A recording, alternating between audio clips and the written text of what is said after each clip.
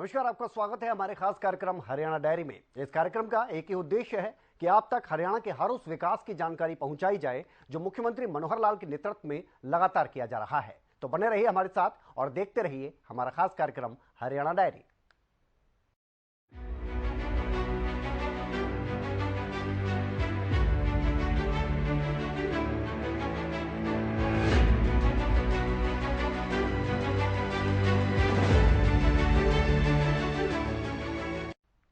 तो हरियाणा के गरीब परिवारों को हरियाणा सरकार ने एक और बड़ा तोहफा दिया है। गरीब परिवारों के उत्थान के मकसद से एक और महत्वाकांक्षी योजना की शुरुआत मुख्यमंत्री मनोहर लाल ने की।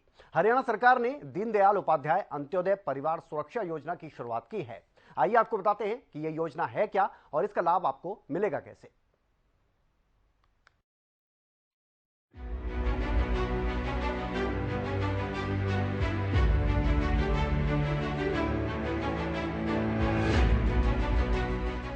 हरियाणा सरकार सभी वर्ग के एक समान विकास और गरीब परिवारों के उत्थान के लक्ष्य के साथ काम कर रही है। एक तरफ जहां महत्वाकांक्षी योजना परिवार पहचान पत्र के जरिए गरीब परिवारों के डाटा को एकत्रित किया जा रहा है, तो वहीं चिरायु योजना जैसी महत्वाकांक्षी योजना ने गरीब परिवारों को मुफ्त इलाज देने का काम किया है। इसी कड़ी में एक और महत्वाकांक्षी योजना की शुरुआत मुख्यमंत्री मनोहर लाल ने की। हरियाणा सरकार ने दीनदयाल उपाध्याय अंत्योदय परिवार सुरक्षा योजना की शुरुआत की है। आपको बता दें कि हाल ही में पेश किए गए बजट में मुख्यमंत्री मनोहर लाल ने बतौर वित्त मंत्री इस योजना की घोषणा की थी। वो सरकार भरेगी ताकि उनको समस्या ना रहे। केवल पहली बार रजिस्ट्रेशन उनको कराना होता है, उनकी कंसेंट लेनी होती है कि हाँ मैं जो है इस बीमा योजना का लाभ उठाना चाहता हूँ। पैसा वो भी उनको मिलेगा, लेकिन पहली बार उनके अकाउंट से पहले जाएगा, फिर वो सैंक्शन होगा, फिर हम अकाउंट में पैसा डाल देंगे। आगे हर साल हम डालते रहेंगे उस पैसे को।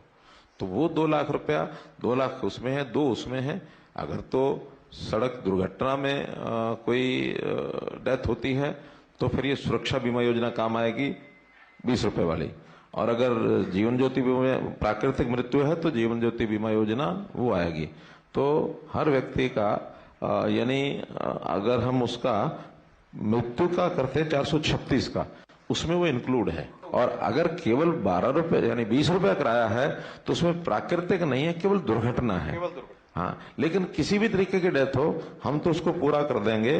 5 वर्ष से 12 वर्ष 1 लाख, 12 से 18 2 लाख, 18 से 25 3 लाख, 25 से 40 5 लाख, 40 से 50 2 लाख, 50 से 70 2 लाख।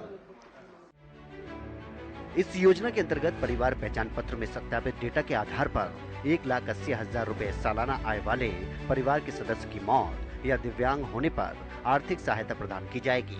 यह योजना मृत्यु या स्थायी दिव्यांगता के समय व्यक्ति की आयु के आधार पर सहायता प्रदान करेगी। इस योजना का लाभ 6 साल की उम्र तक 1 लाख रुपए की सहायता के तौर पर मिलेगा। वहीं 6 साल से अधिक और 18 साल तक 2 लाख रुपए की आर्थिक सहायता मिलेगी। इसके अलावा 18 साल से अधिक और 25 साल तक 3 लाख रुपए की सहायता दी जाएगी। वहीं 25 साल से अधिक और 40 साल तक 5 लाख रुपए की आर्थिक सहायता सरकार की तरफ से दी जाएगी। इसके अलावा 40 से 60 साल की उम्र तक 2 लाख रुपए की आर्थिक सहायता सरकार प्रदान करेगी। इस लाभ में 18 से 40 साल की आयु वर्ग में प्रधानमंत्री जीवन ज्योति बीमा योजना के तहत मिलने वाली 2 लाख रुपए की राशि भी शामिल होगी। सीएम मनोहर लाल ने कहा कि गरीब परिवारों को समाज की मुख्य धारा से जोड़ना हमारी सरकार की पहली प्राथमिकता है और रहेगी। कुल मिलाकर परिवार पहचान पत्र और चिरायु योजना की तरह ही ये योजना प्रदेशवासियों के लिए वरदान साबित होगी।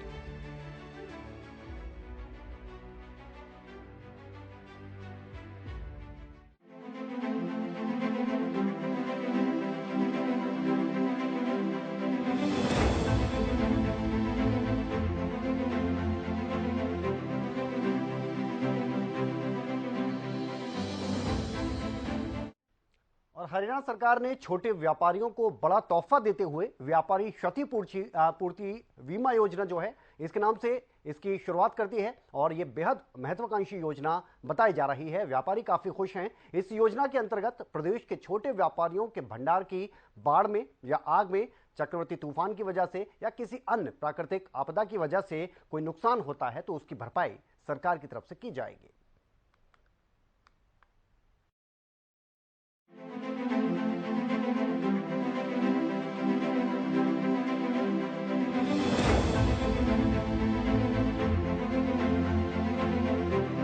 केंद्र सरकार और राज्य सरकार छोटे तथा बड़े व्यापार करने वाले व्यापारियों को बढ़ावा देने हेतु तरह तरह के अभियान और योजनाओं का संचालन कर रही हैं, ताकि व्यापारियों को और भी सशक्त और आत्मनिर्भर बनाया जा सके। इसी मुहिम को आगे बढ़ाते हुए हरियाणा सरकार ने मुख्यमंत्री व्यापारी क्षतिपूर्ति बीमा योजना 2023 के नाम से एक महत्वाकांक्षी योजना का शुभारंभ किया। हरियाणा राज्य सरकार के द्वारा शुरू की गई इस योजना के अंतर्गत प्रदेश के छोटे व्यापारियों के भंडार की बाढ़, आग, चक्रवाती तूफान इत्यादि से होने वाली नुकसान की भरपाई सरकार की तरफ से की जाएगी। आइए आपको बताते हैं कि मुख्यमंत्री व्यापारी क्षतिपूर्ति बीमा योजना है क्या। दुर्घटना हो गई, आकस्मिक कोई ऐसा कारण बन गया जिससे हमारे चलते चलाते व्यापार में कोई नुकसान हो गया, जान को जोखिम हो गया, तो इस क्षतिपूर्तियों को करने के लिए विभिन्न प्रकार की योजनाएं दुनिया भर में हैं। ये एक प्रकार की सामाजिक सुरक्षा ये होती है कि हर किसी का जीवन सुरक्षित हो। तो सुरक्षित करने के लिए आकस्मिक कोई नुकसान होता है, उसके लिए आपसी सहयोग से मिलकर के योजनाएं बनानी चाहिए। तो इसमें सभी लोग मिलकर के जो योजनाएं बनाते हैं वो योजनाएं ऐसी होती हैं कि आने वाले समय का, भविष्य का कुछ भरोसा नहीं होता। उस समय की कोई बात अनहोनी ना हो जाए तो सब मिलकर के कोई ना कोई एक निधि इकट्ठी कर लें और उस निधि के बाद जिसका नुकसान हो उसको वो दे दिया जाए। एक प्रकार का ये सहकारिता का सिस्टम है, कोऑपरेटिव सिस्टम है। इसको बीमा कंपनी, जीवन बीमा कंपनी, हम कुछ भी कह लें, उस योजना के अलग अलग प्रकार करते हुए हमने एक न्यास बना दिया कि हरियाणा सरकार का एक न्यास रहेगा। उस न्यास में कुछ कलेक्शन जो बेनिफिशियरीज हैं, जिनको लाभ मिलना है, उनका एडवांस एक प्रीमियम थोड़ा सा लेकर के डाल दिया जाए, कुछ पैसा सरकार का डाल दिया जाए, मिली जुली योजनाएं बनाएं।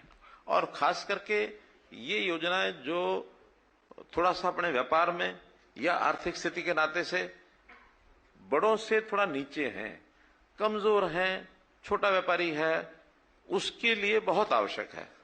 बड़ा व्यापारी शायद उसकी हड्डी सहन कर लेगी, उसकी इतनी ताकत है, वो एक जगह नहीं 10 जगह काम करता है, कहीं एक जगह नुकसान हो गया तो बाकी जगह से उसकी पूर्ति वो कर लेगा।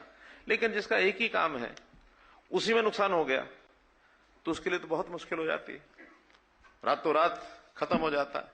जैसा बालकृष्ण जी कह रहे थे कि रात को वो चिंतित होता है, उसको पता नहीं सवेरे तक क्या हो जाए।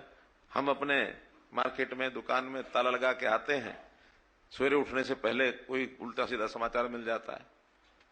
तो ऐसे अवसर पर कोई तो चिंता करने वाला हो।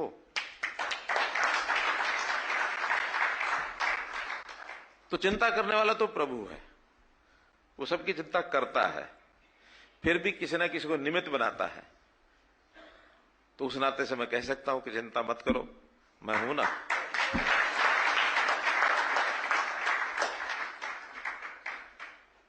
और मुझे भी अपने पास से कुछ नहीं करना, पूरा प्रदेश है, इस पूरे प्रदेश में सब लोग मिल करके, प्रधानमंत्री जी ने कहा सबका साथ, सबका विकास, सबका विश्वास, सबका प्रयास, सब मिलकर के करेंगे। और मिलके करने में भूमिका जो है व्यापारी की बहुत बड़ी भूमिका है, छोटी भूमिका नहीं है।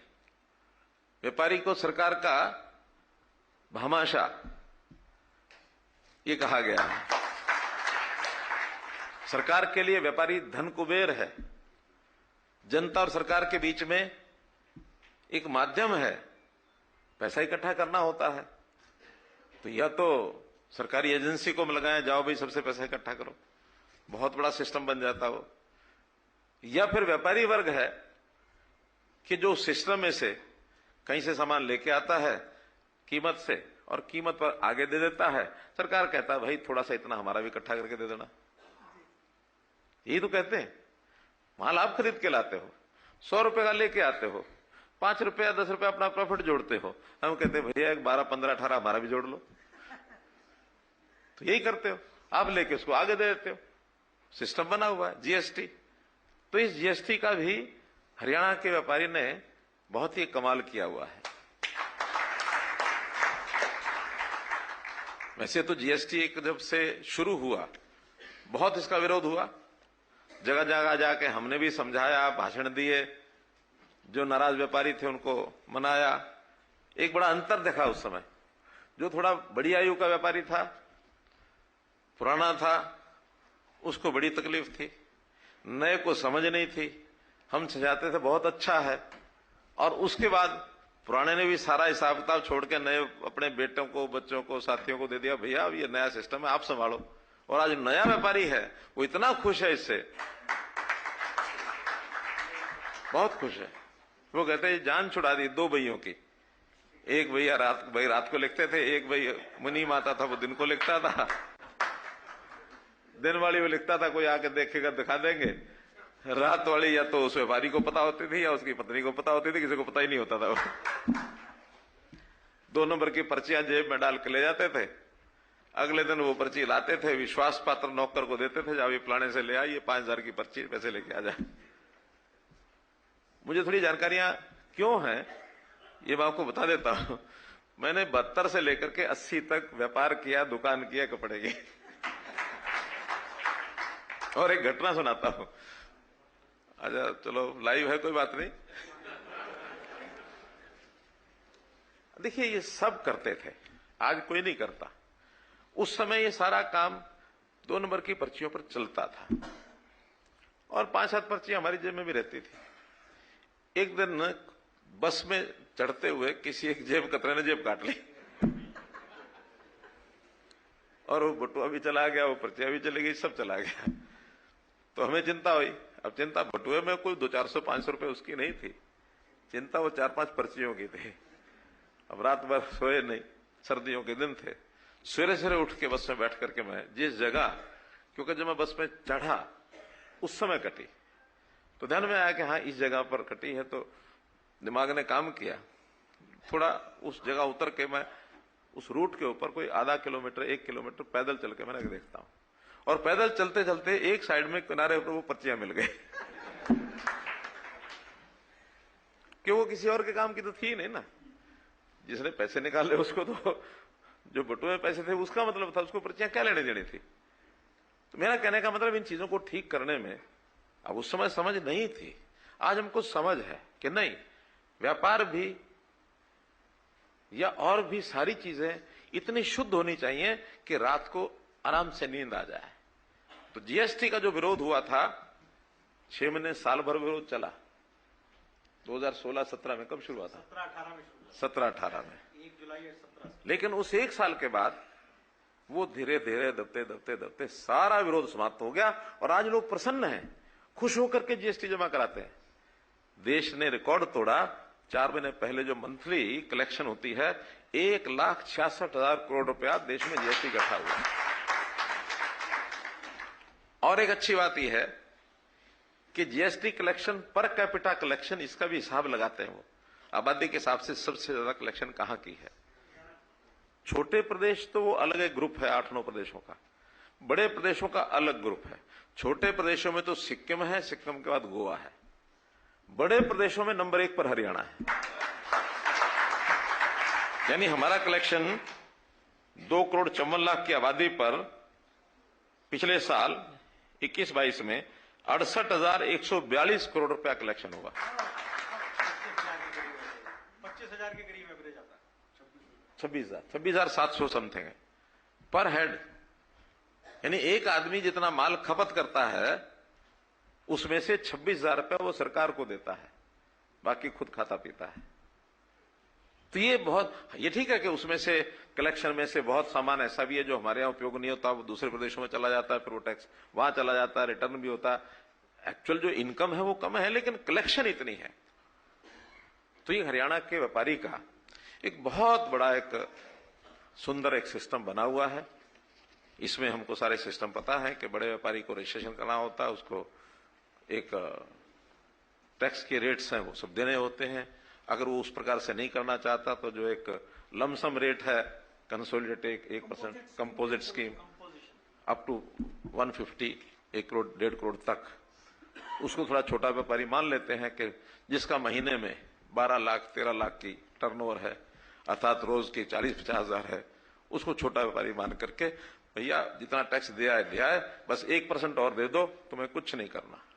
हिसाब किताब भी कम, सीए के झंझट भी खत्म, केवल एक बार रजिस्ट्रेशन के समय सीए को पैसा देना होता 5-4 हजार रुपया, और आज जो 20 लाख से नीचे वालों का रजिस्ट्रेशन, वो झंझट भी खत्म, अब आपको नहीं देना।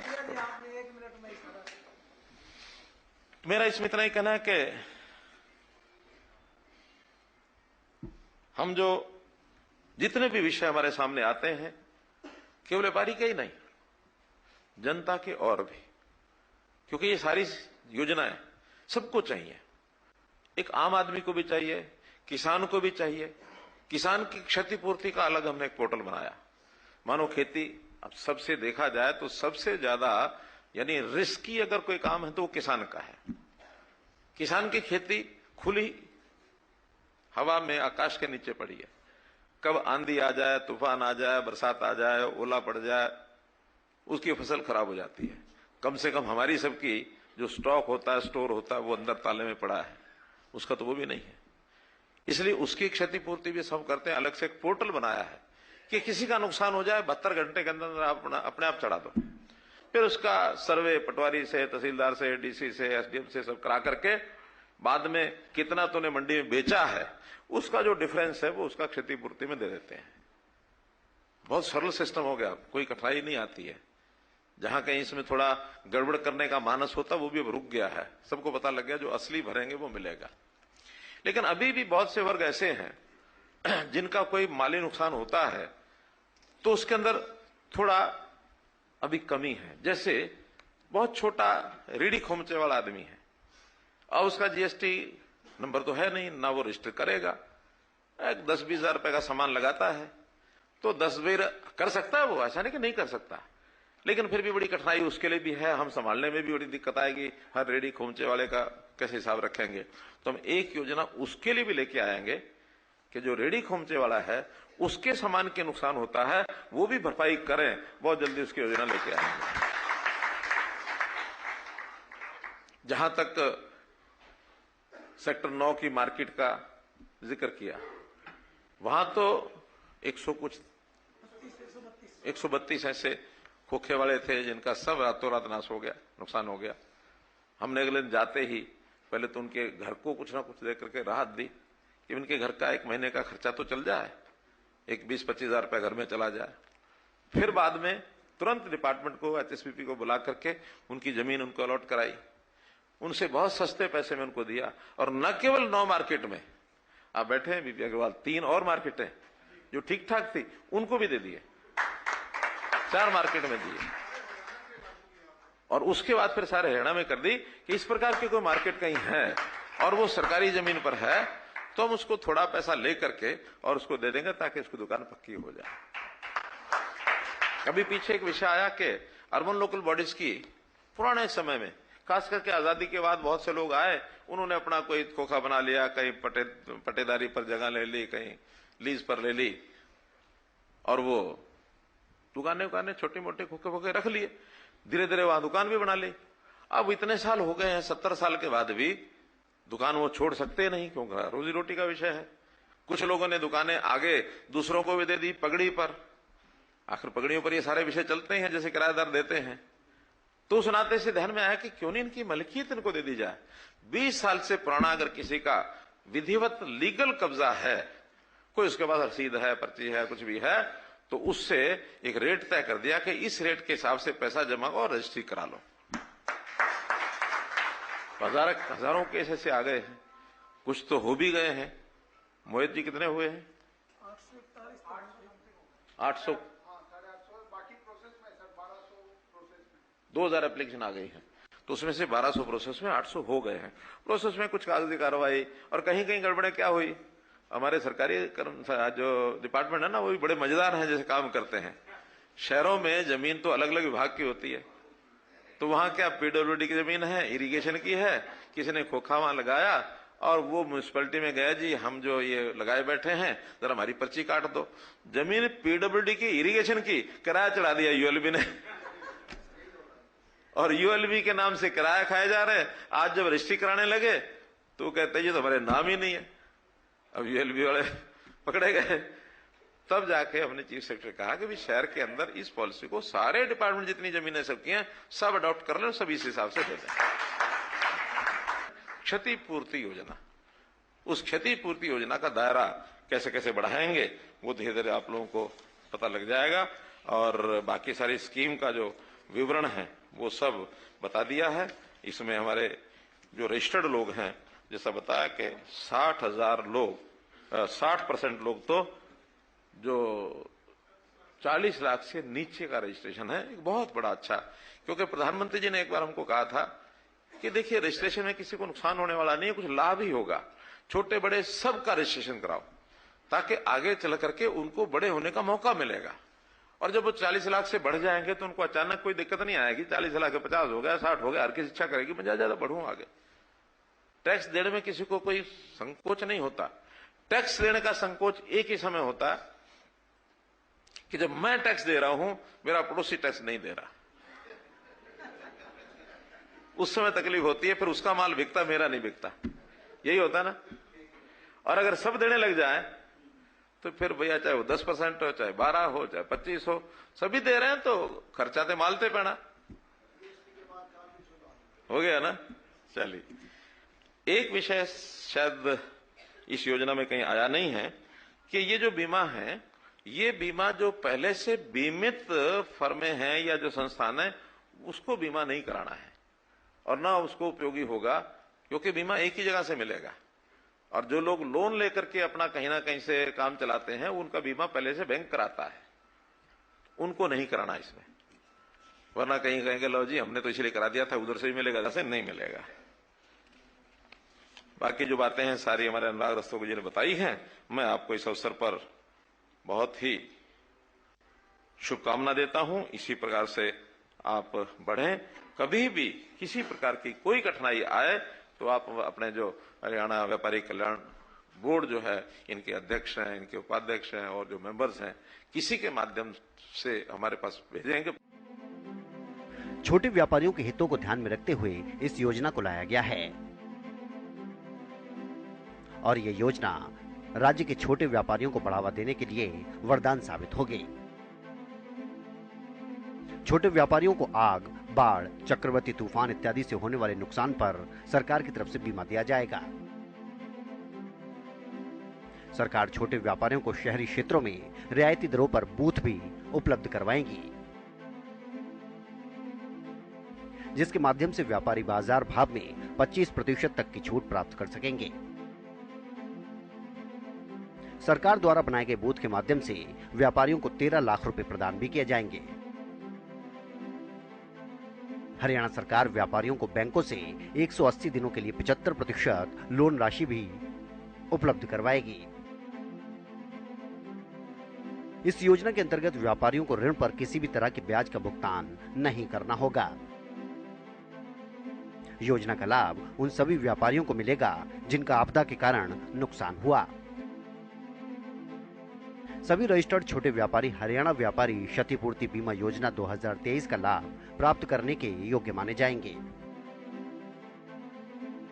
इस योजना का लाभ पाने के लिए आपको इन दस्तावेजों की जरूरत पड़ेगी। इनमें आधार कार्ड, पहचान पत्र, राशन कार्ड, आय प्रमाण पत्र, pan card, passport size photo, व्यापार रजिस्ट्रेशन नंबर, मोबाइल नंबर और जीमेल आईडी शामिल है।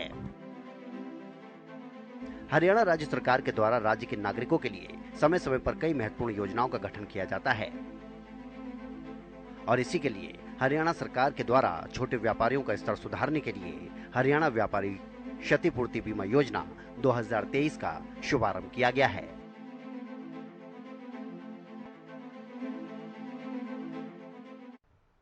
तो मुख्यमंत्री मनोहर लाल के कुशल नेतृत्व में हरियाणा प्रदेश लगातार विकास की ओर अग्रसर है। ऐसे में हरियाणा का हर वर्ग सरकार के कार्यों से काफी संतुष्ट नजर आ रहा है, क्योंकि हरियाणा सरकार का एक ही मकसद है कि प्रदेश के अंतिम व्यक्ति का भी विकास किया जा सके। फिलहाल हमारे खास कार्यक्रम हरियाणा डायरी में आज के लिए इतना ही। कल फिर मिलेंगे। आप देखते रहिए हरियाणा न्यूज।